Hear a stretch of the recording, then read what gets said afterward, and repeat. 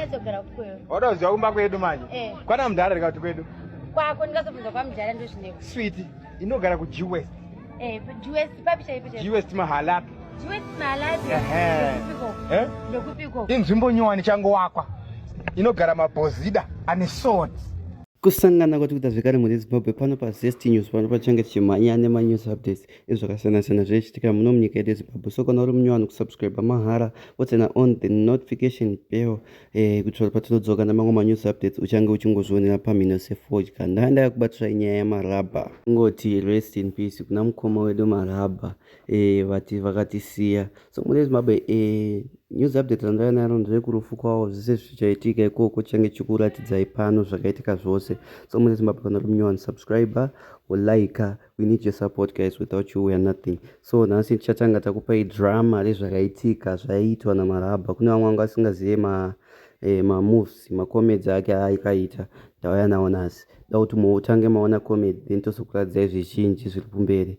Please enjoy these videos. Precious! Ukwenda?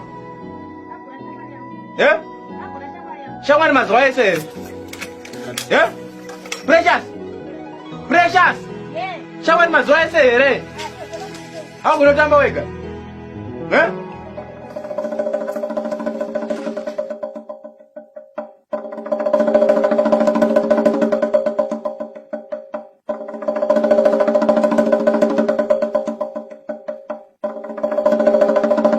Tichingotiwo rest in peace kuna mukoma wedu marabha avo vakatisiya. So muri Zimbabwe ndauya ndofunga mainjio yamadramas ake marabha. So ndava nenyaya yake togona ngoti last interview yaakaitwa nekwaedza.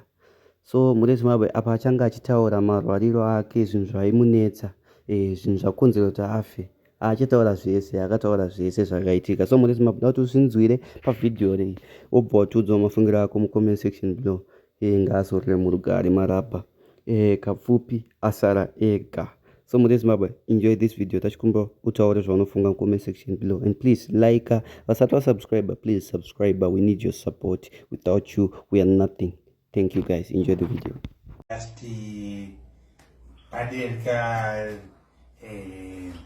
Pane 3 months. Wairwara nei marabha? Dumbu ranga rakazvimba ende chikonzero ndakadhifota matablets anomwiwa nemunhu wese.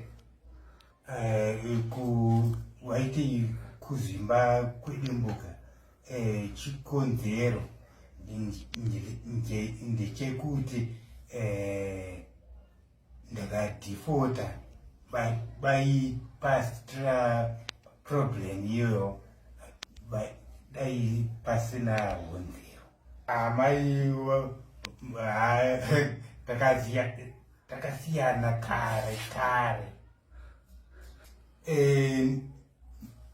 Infecti pakatanga urwere ndo pakandisiya mudzimai atane 5 years.